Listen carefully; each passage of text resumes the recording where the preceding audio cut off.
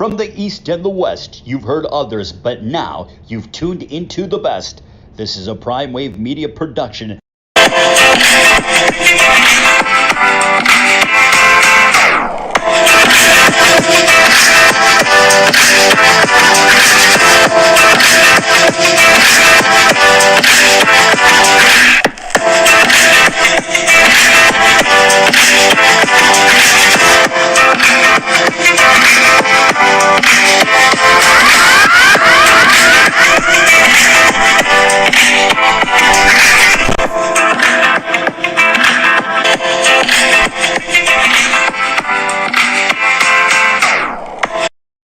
What's up, world? It's the one and only Pop DBI CFB PrimeTime Capper, and it is time for the premier sports betting show, the PrimeTime Megas Live.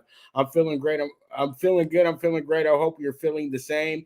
And I would like to start off our show by having condolences going out to the family of Demaryius Thomas, who passed away last night. They found him. Unconscious at his home, and he was. They're saying now that he died of a heart attack, and he was by himself. So, very, very young, 33 years old, and one of the best receivers of a decade as well too. He had some pretty great moments there as well. Great moment in the playoff game against the Pittsburgh Steelers. Everybody always remembers that. Big touchdown he caught from Tim Tebow, probably Tim Tebow's greatest play in the NFL ever. So, it's this one's a rough one because he's very young and he just ended his NFL career a few years back. So, yeah, condolences out to the family. There's nothing more to say, but rest in peace, Mr. Demaryius Thomas. You were a special athlete. All right, so let's go ahead and move into our college bowl preview. Our first game that we're going to be previewing is the Bahamas Bowl in Nassau, and we have Middle Tennessee State going against Toledo. And this is what I have in my notes for this game right here. We have a 6-6 Middle Tennessee State team, and then we have a 7-5 Toledo team. Toledo is a team that caught me kind of off guard. They've only been an underdog once. They were only an underdog once this season, so most of their games were as the favorite. 10 times they were a favorite this year. Middle Tennessee State was a underdog 7 times. So when I look at this, you got Middle Tennessee State. They're even against the spread as well. They've won under in 7 out of the 12 games that they've played this season. They are 2-5 against the spread and straight up as an underdog, and then they are 5-7. They've went under in 5 out of the 7 games as an underdog as well too. So pretty much this team does not score a lot of points when they're underdog, and the games that they were underdogs in that they won were in conference. So that's different, but I don't know. Middle Tennessee State just didn't look really good when they weren't in conference play. Majority of everything they did well came in their conference. And then they had easy games too, like against UConn and stuff. So, you can't really sit there and be like, well, Middle Tennessee State was really good. You know what I mean? Toledo, 8-4 against the spread. That's pretty good right there. They've done very well in that category. That 8-4 coming from that cover against number 6 Notre Dame, a team that is going to be playing in the New Year's Eve Bowl, and they took them all the way down to the last minute. So that's going to make a lot of people want to jump all over Toledo because they have this idea Toledo is the better team, but Toledo is terrible in bowl games. I'm going to tell you guys that right now. I've seen them in the last 5 years in a row literally just get one-sided in bowl games. So I don't know if you can take this all the way to the bank, but we'll see. Now you got the over and under. They're even, and then when as a favorite, they're 6-4 against the spread and straight up, and then over and under they're even in that category as well too. So what I'm doing here is I'm just gonna go ahead and buy down a point and get it down to 9.5. I know once everybody starts looking at the numbers here, they'll start putting some money on Middle Tennessee State, but I just don't think Middle Tennessee State's good enough, and I think that Toledo finally breaks their little curse when it comes to these bowl games as well too, and they wind up having themselves a very good game, getting themselves a very good win against a decent team in Middle Tennessee State. So I like Toledo here with the 9.5. I think they win this game by 2 touchdowns or better. All right, so we move on and let's go ahead and talk about the Cure Bowl. And in the Cure Bowl, we have Northern Illinois going against Coastal Carolina. Northern Illinois is 9-4, while Coastal Carolina is 10-2. So this is a pretty good game to open up bowl season. Though both games will be on the 17th of December. And so you have Northern Illinois coming into this game 7-4-1 against the spread, and then they have went over in 7 out of their 12 games this year as the 7 out of 12 of their games this year. Now, they're going to be the underdog in this game, and I don't know if they should be this high of an underdog in the game, but this is why I say it, because they're 7-4-1 against the spread, and they've also went over in 7 out of their 12 games this year as well, and then they're 4-4 straight up as an underdog, and then they're also 4-3-1 against the spread as an underdog, and then they're even when it comes down to over and unders as a underdog. Now, Coastal is 5-6-1 against the spread. They've went under in 7 out of their 12 games. Kind of surprising for a team that was throwing up like 40, 50 points a game last season. Now, Coastal was a favorite in every single game they played in this season. Now, in their last 5 against the spread, they're 1-4. So they've dropped their last 4 and 5 for the cover. So that shows me that this team is been just getting out of here with the win. And I think that Northern Illinois is much better than what they've been facing. So I'm taking Northern Illinois with the +10. They could be a team that you could sprinkle a money line play on as well too, but we'll have to see when we get there. So it is what it is at the end of the day. So pretty much we have ourselves a very good game here with Northern Illinois and Coastal Carolina, and I look forward to it. So let's go ahead and move on, and let's go ahead and get into our marquee matchups for Saturday. I got 5 games that I'm very keyed in on for Saturday afternoon. Now we have Syracuse and Georgetown, one of the greatest rivalries in all of college basketball. And we got, you still got Jim Boeheim there, and he's going against a guy that he used to coach against in Patrick Ewing. So, it's all the pleasantries are there. Too bad Big John Thomas is not with us anymore, but it's all good. You know what I mean? He's looking down from the sky, and I know he's going to be ready for this game as well too. He'll be coaching. He'll be sending notes subliminally to Pat throughout the contest. Now this will be an early game on Fox as well too. You have a Syracuse team coming in here 5-4. They've won their last 3 out of 5 games too after starting the season 2-2. So they're doing much better, but they have been getting shellacked by the teams that are upper echelon. Auburn beat them up at the battle for Atlantis, beating them by 21 points, and then they recently just lost to Villanova on Tuesday night, losing to them by 14 points. So they had a real bad loss against Colgate at the Carrier Dome as well too, losing that game by 15.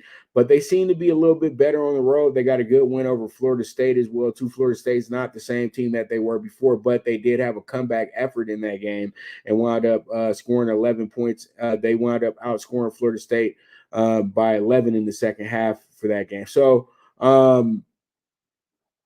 this is something that you look at and you tell yourself that, okay, Syracuse is starting to trend in the right way, but you didn't like the way that they started the season off at all. Like, seriously, you did not like the way that they started off. But good wins over Indiana, Florida State, and Arizona State's not that good that season, but still, it's a good win over Arizona State as well, too, because they're still a Pac-12 school.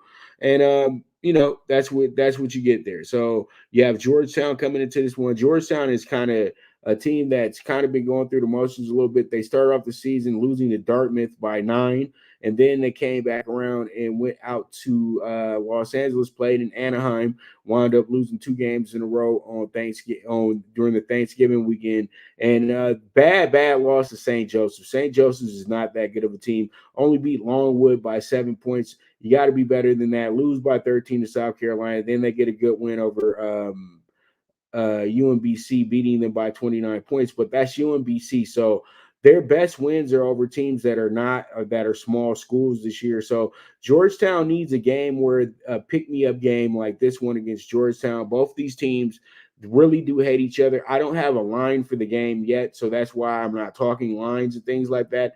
But I think that we can favor Georgetown just a little bit in this game. I know Georgetown is not beating anybody, but they're at home. So I think that, I mean, in favor, not that they would be the favorite, but I mean in favor to where Georgetown gets a good win that nobody sees coming.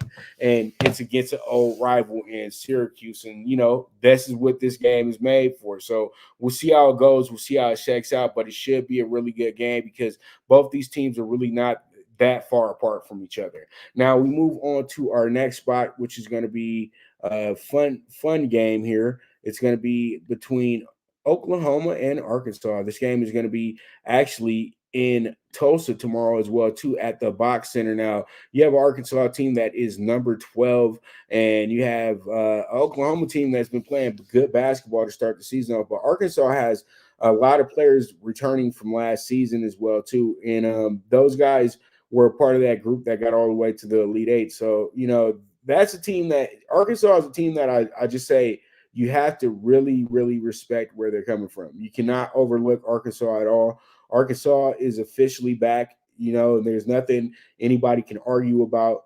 And I think last year's tournament run showed everybody that this is a dangerous team, and this team will be in the top 5 by the end of the year as well, too. They're 9-0 right now. They're going into this game with Oklahoma.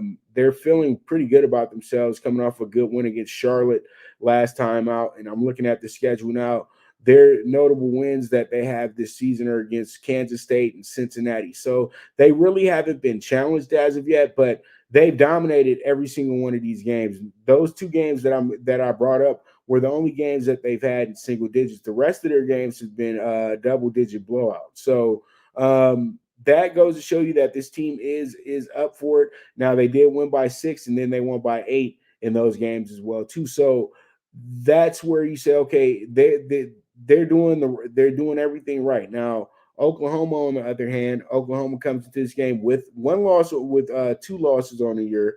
I have it at, I'm sorry, it should have been 7-2, but they're 7-2 on the season. They did just losing the Butler by 4 points, and that was a kind of a heartbreaker. But the Big East has kind of been beating up on everybody this year. But they got a very notable win, a 7-point victory over Florida this year at home as well, too. And then UCF is on the schedule as well for a win. And then their other loss this season was a 3-point loss to Utah State, but that was in the Myrtle Beach. So that's understandable because that's a tournament and everything like that. So pretty much the Sooners coming to this one to play the spoiler, but they are on neutral territory. And, Arkansas is not that far from Oklahoma, so I expect it to be a 50-50 split when it comes to the crowd as well, too. So this is going to be a good game. It's going to be a lot of fun. So we'll see how it goes and see how it shakes out. We got members of the old Southwest Conference going at it as well, too. So, well, no. Oklahoma was never in the Southwest Conference. I'm sorry.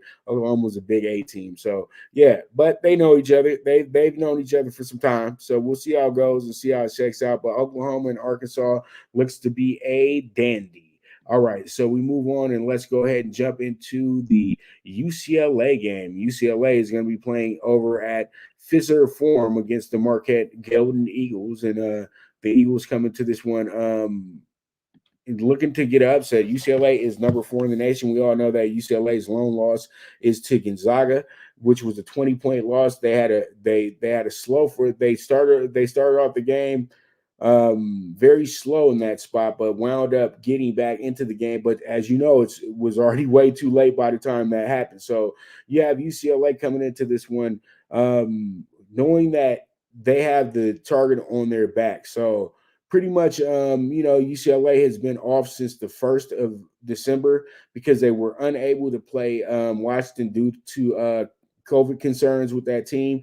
But after that Gonzaga loss, they took care of business in both of their games, winning, beating UNLV by 22 and then beating Colorado by 12. So this team is on the up and up, and I think that still that win over Villanova does weigh heavy on the season because Villanova is a team that's going to be in the last little group when it comes to the NCAA tournament and everything like that, either being the Elite Eight or the Final Four. But Villanova should be there, and Gonzaga should be there as well too. So you have you're 1-1 against 2 top 5 teams. I think that UCLA should be able to come into this game and be very confident because now they're going against a team that is a Power 5 school, but they are, somebody that teams are overlooking. But Marquette does have a good win over Illinois, but that was a 1-point victory as well, too. So it doesn't matter, but they still got a good win over Illinois. And then you have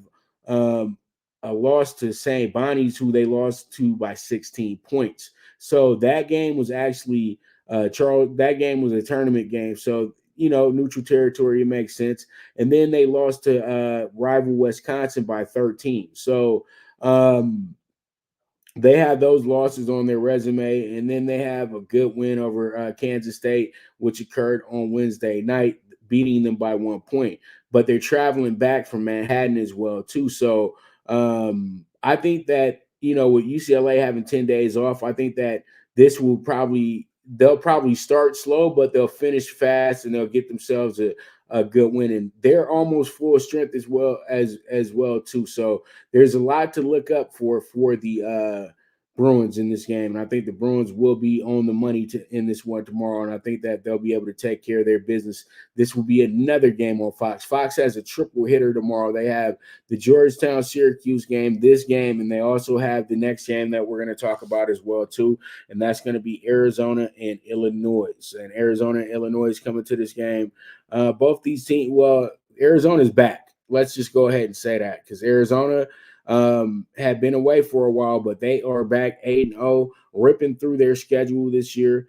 They have a good win over Michigan, beating Michigan by 18 points as well, too. And this was over at the main event in Vegas as well. So that was pretty huge, getting that win over Michigan early in the year and going ahead and taking care of their business in the tournament as well, too, getting a good win over Wichita State, beating them by 4 points, and then coming back around, beating Oregon State by 25, and then beating Wyoming by 29. So, Arizona's looking good, and Arizona wound up having the same situation as UCLA. Washington could not play Arizona, but the UCLA and Washington game has been canceled, but the Washington and Arizona game has been rescheduled for different dates, and they're doing it because it can coincide in what's going on with their schedule that week, because that's a week where they play against Arizona State. But UCLA, on the other hand, they decided not to make up that game because I don't think they have enough time to make up that game. So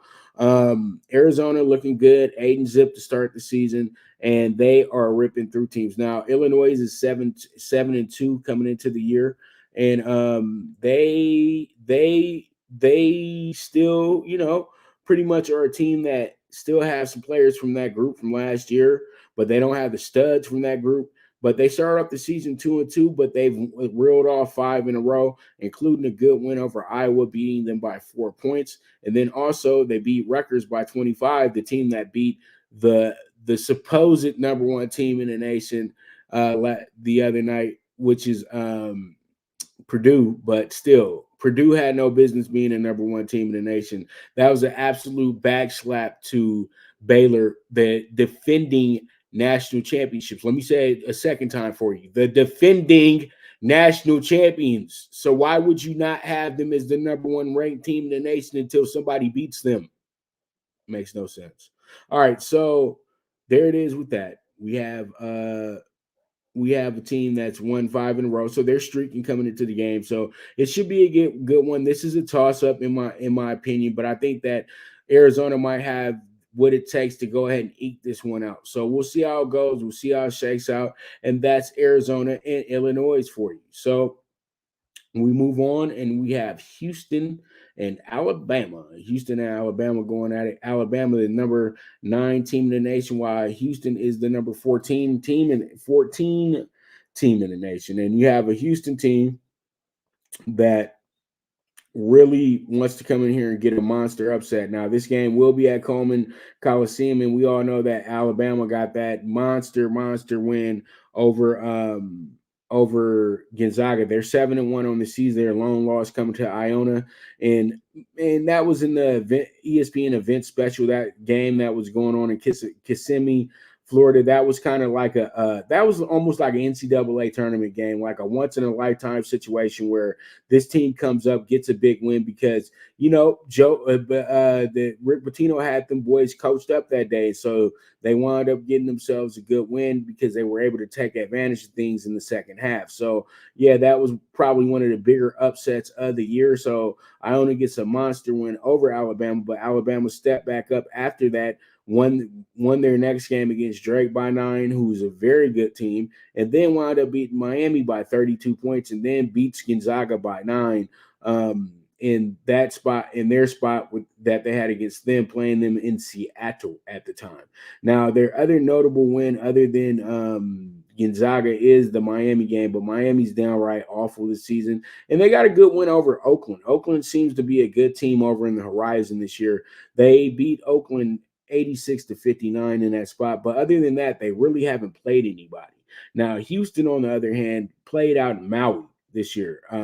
They played in the Maui Invitation. I don't know if the game is still in Maui, but I know that they did lose to Wisconsin in the process, and they've moved the Maui Invitational isn't in Maui because of I guess some rules that they got going on in Hawaii right now. I think it'll be back in a year or two, but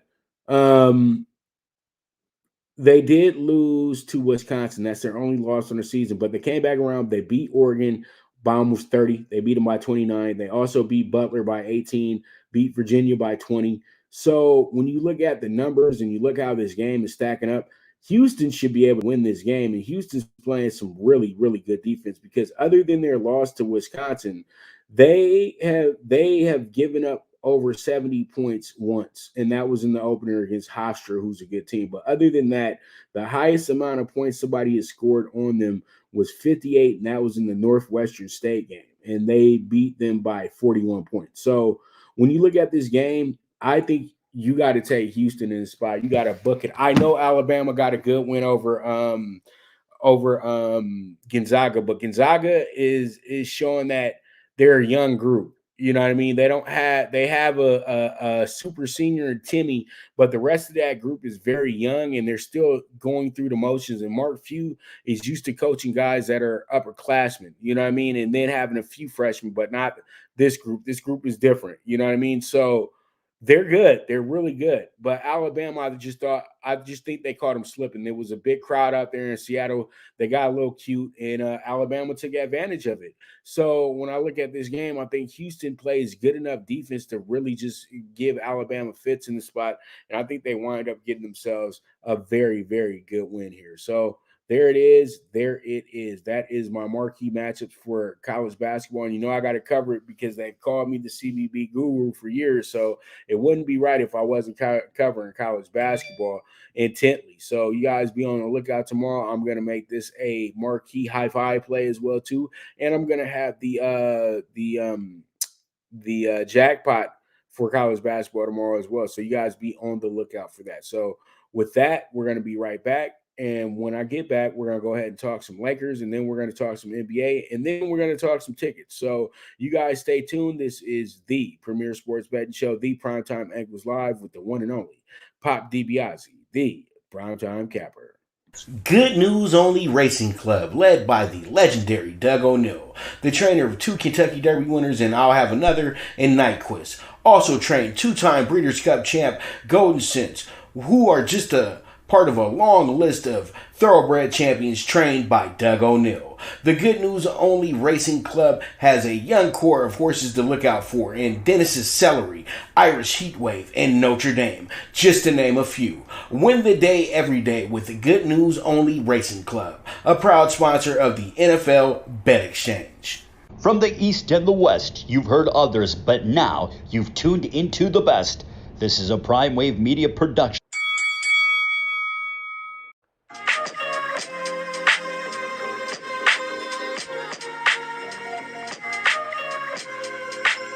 Tune into Big Wave Boxing every week with a brand new guest with the one and only Pop DiBiase, the Primetime Capper, getting the best boxing stories, best boxing angles, and the truth when it all comes down to the sweet science. Tune in to Big Wave Boxing on the Prime Wave Media channel on YouTube.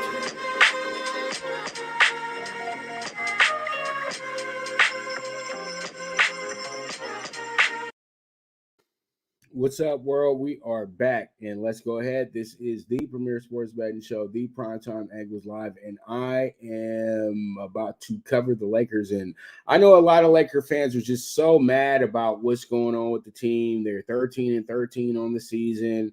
They're not looking like the greatest team to ever be assembled and all that good stuff, because everybody has to really realize that it's not 15 years ago when these guys were at their absolute best, or 10 years ago, or even 5 years ago. Seriously, this team is good, but they're still going through the motions. Now, one thing you can be happy about with the Lakers, on average, they're number 4 in the league when it comes to scoring points per game. They're scoring 111 points per game. Field goal percentage, 46.5.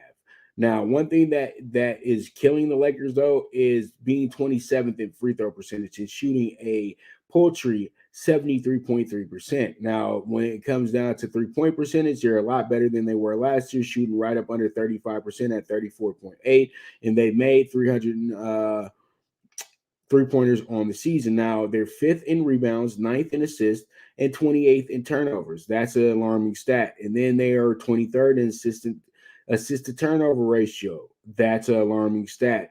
And then they're 5th in block shots. So the Lakers are not that bad of a team. You're just over analyzing where they should be at this moment. You know what I mean? I think being 13-13 is fine when you're playing an 82-game season. Get that portion out the way now. So when they do make a big run and a big streak, then boom, you got that portion out the way, because everybody's going to run into a rut in the NBA season. It doesn't matter who you are. And I think that Laker fans are just getting really impatient because they can see the Suns and the Warriors just ahead. They're just moving ahead faster and faster and faster.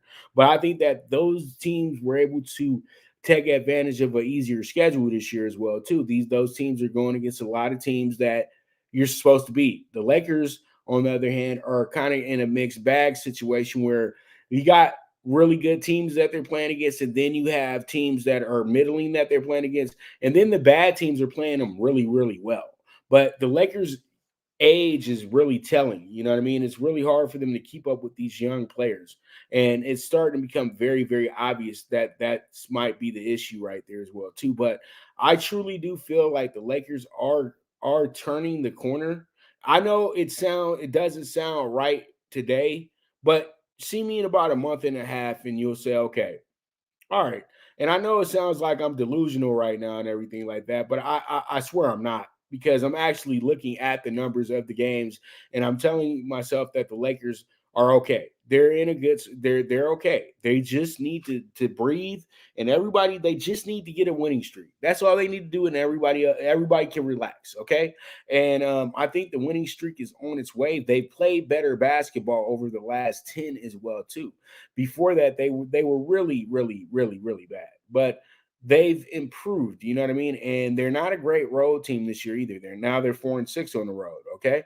And let me tell you another thing about the Lakers. They are 3-12-1 against the spread this season against the Western Conference. So there goes another stat that you guys have to look at, that this team is not even covering games this season. So the Lakers are really in some very dire straits when it comes to these games.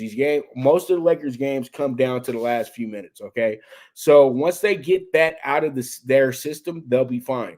And one thing that alarms me about this Laker team, they have not been blown out much this year. I think they've been blown out maybe 3 times this season, and not even, maybe once. And that's just the Boston game. Okay, so it's not that bad, but it's not good either. It's just right there in the middle, and none of us like middling. Nobody likes middling. So the Lakers got a game tonight. They're going against a team that's already beat them twice on the season, but they were 2 very, very close wins for Oklahoma City. And they were 2 wins that they had to make monster comebacks in. I think the Lakers fell asleep literally in the first one, but they had no LeBron in that game. The second time around they played them, they just fell asleep. you know what I mean, at the end. But this time around, I don't think anybody's going to sleep. I think they take it right to the Thunder because the Thunder were actually playing much. The Thunder were coming off of getting blown out by 30 points 3 straight games in a row. So the Lakers came in there and took a break after being up 26, wound up losing the game. Second time around, the Lakers kind of went into that one real cocky and cute, thought they were going to be able to get another, 20-point lead or so, but they didn't. They did get a double-digit lead, but they wound up losing it. Now they know that this team isn't going to quit. So once they get up a certain amount of points, they're not going to let them back in the game. I book it. The Lakers are going to win this game huge tonight. I guarantee it. Okay. All right. So there it is. State of the Lakers. We'll be back on Monday to talk about what to look forward to next. But all in all, don't panic. I'll let you know when to panic. Okay. All right. So let's go ahead. Let's move on to our NBA. Friday night. NBA Friday night. We got 9 games on the slate tonight, and it should be a very good night. I think I put five games together that are very good, and I think that it should work out very well for us tonight. Now, our first game up is going to be the Kings and the Hornets. This is a rematch. The Kings won the first game. The first game of this this season series, beating the Hornets 140 to 110. So that was a one that you gonna think about a little bit. So the Kings coming to this game playing much better basketball. They are now they're 3-0 in the month of September.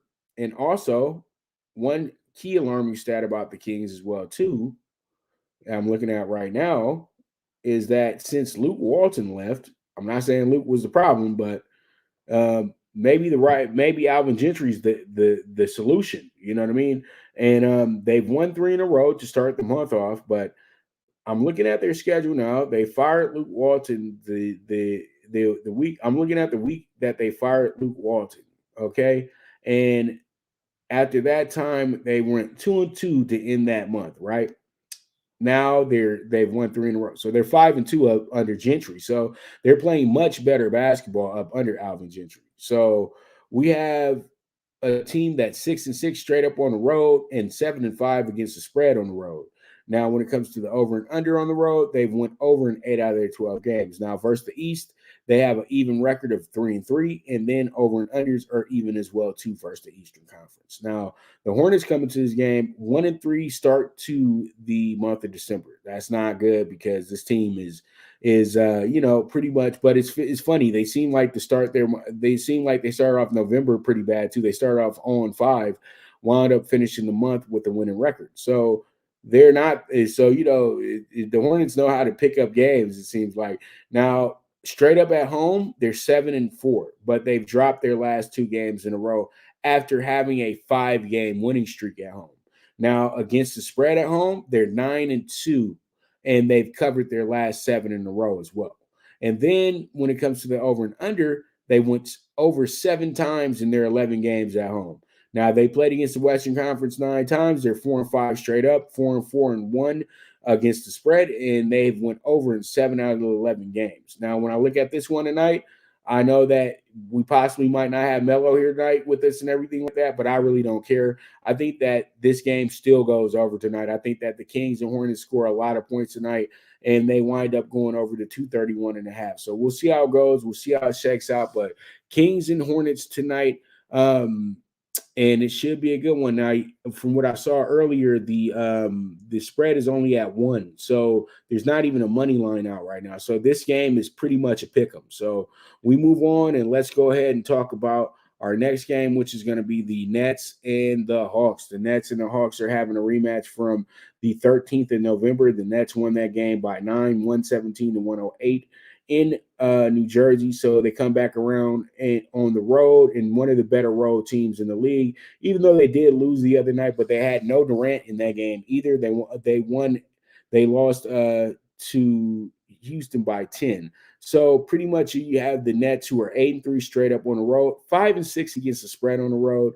And then when it comes to the over and under on the road, they are even with a push. Okay, so pretty much every game is they're five overs, 5 unders, and 1 push. Okay, and then when it comes down to the Eastern Conference, they played 18 games against their conference, and they're 13-5 against the spread, 8-10, and they've went under in 10 out of the 8 games, but with the last 6 out of 7 games have went over though.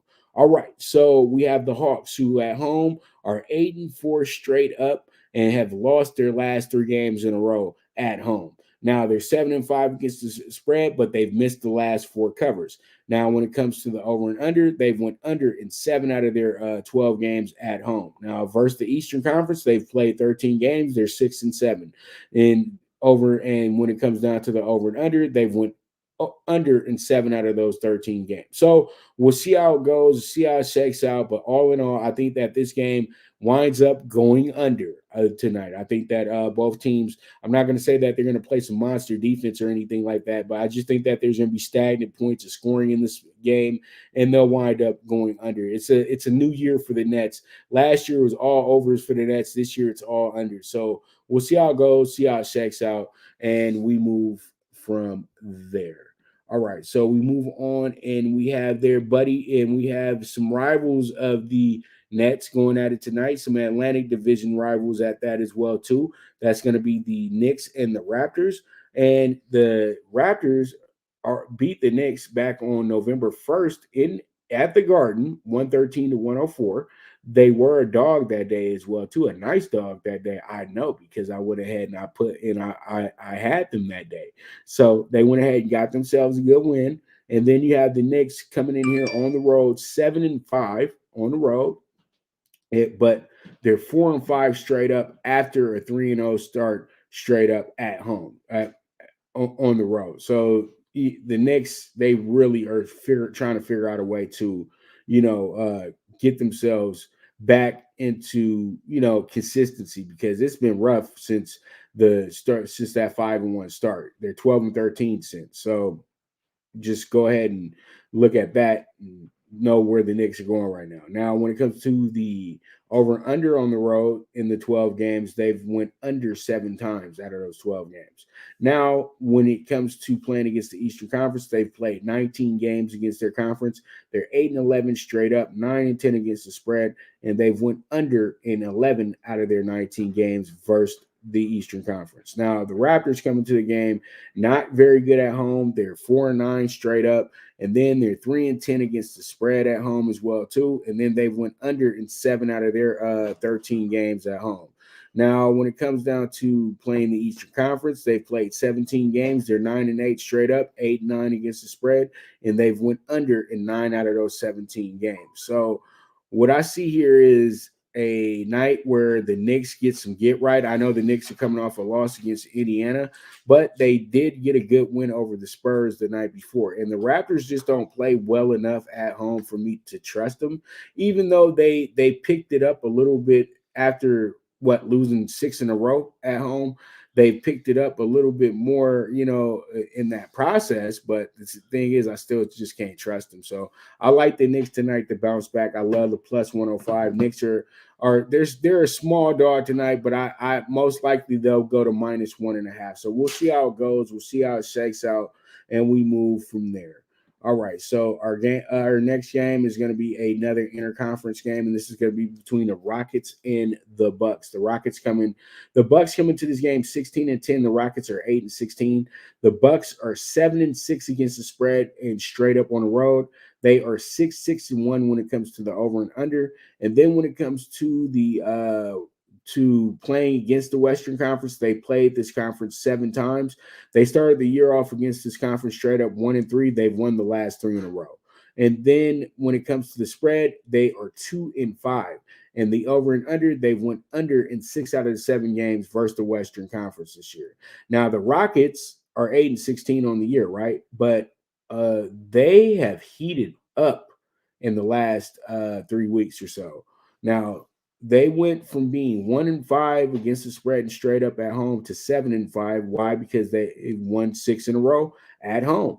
And then when it comes down to the over and under, they've went under 7 out of those 12 games. Now, against the Eastern Conference, they're 4-4. But remedy this. They started off 0-4 against the Eastern Conference this year. They've rolled off the last 4 in a row against the Eastern Conference. And now when it comes down to the over and under, it's split in that category in the 8 games that they've played against the Eastern Conference. And so they've made this pretty easy where to go to tonight. You got to take the Rockets with the +9 tonight.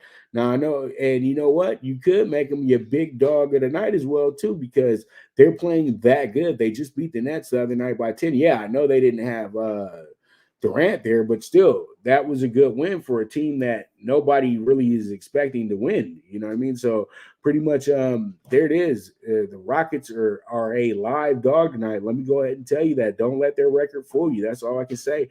And the Bucks have shown that they play down to the competition as well, too. So the +9 is an absolute give me. So let's see how it goes. Let's see how it shakes out. Rockets at the Bucks from the Toyota Center. All right, so we move on, and let's go ahead and jump into our next and final game for the group. It's going to be the Celtics at the Suns, and this is a rematch from the finals way back in the day. Pretty much you have a 13-13 Celtics team going against a 20-4 Suns team. The Suns are just top of the world. That's what the Suns are right now, the way that they've been playing basketball. Celtics coming to this game 7-9 straight up on the road. And they've been having a real rough road of it as well, too. They have started off their West Coast trip not in good. They did LA week did not work out too well for those guys. You know what I mean? So they're starting this is the final game of a 5-game West Coast road trip that they were on. And they on this road trip right now, they are at this point, they're 1-3 because they did get a win over Portland, but they dropped both games to the LA teams, and then they also lost to Utah. But they are 7-9 when it comes down to straight up on the road. They're 10-6 against the spread on the road. They went under in 10 out of their 16 games on the road. Now they played the Western Conference 10 times. And they're 5-5 straight up, 6-4 against the spread, and they're even when it comes to the over and under. Now, when it comes down to the Suns have won 11 straight home games. They're 11-2 straight up at home. After losing the first 2 home games of the year, they've won 11 in a row, losing to both Dallas and to Sacramento to start the season off. Now, when you look at the spread, they are 6-7 against the spread. So that's kind of alarming, but that just goes to show you they're not worried about winning by 30 points. They just want to win the game. That's all that they came to the arena for. They're not worried about us bettors and us cashing a ticket on the spread. And then you have the over under with the Suns going under in 7 out of those 13 games. Now, they have a very great record against the Eastern Conference. They are 6-0 straight up, even when it comes to the spread, 3-3. And then they went over in 4 out of those 6 games against the Eastern Conference. But tonight, I think that the Suns are up for a loss tonight. To be honest with you, I'm circling Boston as my dog of the day today, and I think that they should do well. I think that they should do very well today, to be honest with you. So we'll see how it goes. We'll see how it shakes out. But I know I'm doing a lot, putting the Suns out there like that, but taking the Celtics and everything. I know the Suns are looking really good against the Eastern Conference and everything like that, but this is the game that gets you in trouble when you overlook it and think that the Suns are going to be that much of a lock today. I think the Celtics, after having a blowout loss against the Lakers and then a close loss to the Clippers, they come into Phoenix tonight against a team that's well rested in a sense, but they haven't really been challenged a lot lately either. And I think that, with the way that they go about home games and not covering the way that they're supposed to, I think that the Celtics are good for an upset tonight. So I'm taking the Celtics, man, tonight.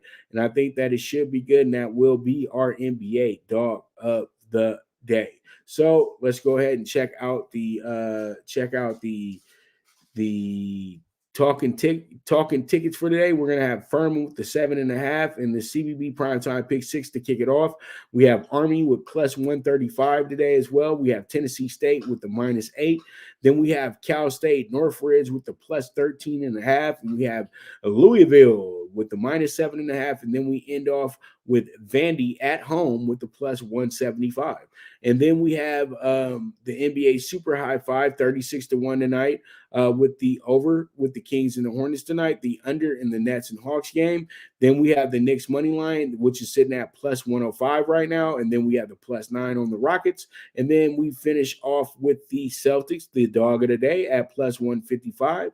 As I always say, single what you like. And there it is, 2 high value tickets for you to start your weekend off. So there it is. There it is. All right. So I want to go ahead and thank everybody so much for participating all week. We've had a pretty good week, I feel like, as well, too, when it comes to cashing out these tickets and everything. So you guys be on the lookout Sunday. I'll be around and do my prime time early pick 6 and my late pick 4 in the NFL. Also have college hoops and NBA hoops for you guys as well too. That will be on my IG at DBICWave_. So you guys go ahead and check that out on Sunday, okay? So you don't miss the money. All right. So as I always like to say, if you got a hunch, bet a bunch. Bet with your head, not with your heart. The movement is moving. And once again, this is the premier sports betting show, the Primetime Angles, with your host, the one and only Pop DBIC, the Primetime Kappa, and I am gone.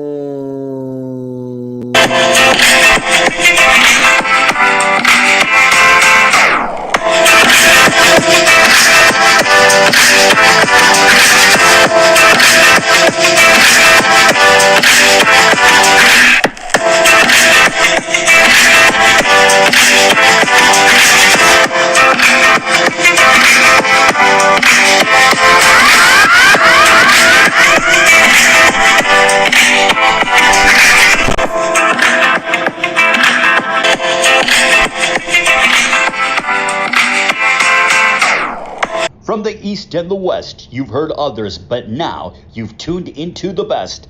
This is a Prime Wave Media production.